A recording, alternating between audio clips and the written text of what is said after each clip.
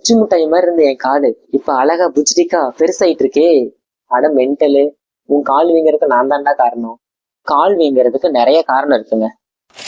ஆம்லோடிப்பின் அப்படிங்கிற anti ஹைபர்டென்சிவ் drug எடுக்கிறவங்களுக்கு அதோட side எஃபெக்ட்னால கூட இந்த கால் வீக்கம் வரலாங்க. இந்த ட்ரக் எடுக்கும்போது ஒரு சில பேருக்கு கால் வீக்கம் வருங்க. ஆனா இந்த வீக்கம் 2 to 3 வீக்ஸ்க்குள்ள செட்டில் ஆயிருங்க.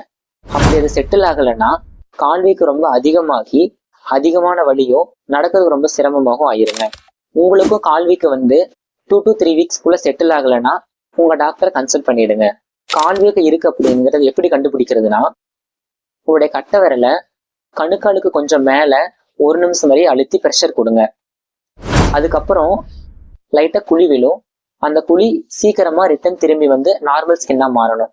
அப்படி மாறாம இந்த பிக்சர்ல இருக்கிற மாதிரி இருந்துச்சு அப்படின்னா உங்களுக்கு கால் வீக்கம் இருக்கிறதா அர்த்தம்.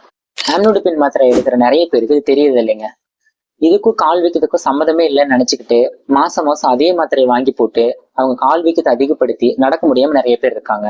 ஆனா நீங்க கால் வீக்கம் ரொம்ப நாள் இருக்குங்கிற டாக்டர் கிட்ட சொன்னீங்கன்னா இந்த மாத்திரையை நிறுத்திட்டு இதுக்கு பதிலாக வேற மாத்திரையை மாற்றி தருவாங்க. இந்த யூஸ்ஃபுல்லான இன்ஃபர்மேஷனை உங்களுக்கு தெரிஞ்சவங்களுக்கெல்லாம் ஷேர் பண்ணிட்டு இதே மாதிரியான ஹெல்த் ரிலேட்டடான வீடியோஸ்க்கு நம்மள ஃபாலோ பண்ணிக்கோங்க. அடுத்த வீடியோல இன்னொரு யூஸ்ஃபுல்லான இன்ஃபர்மேஷனோட சந்திக்கலாம். பாய்.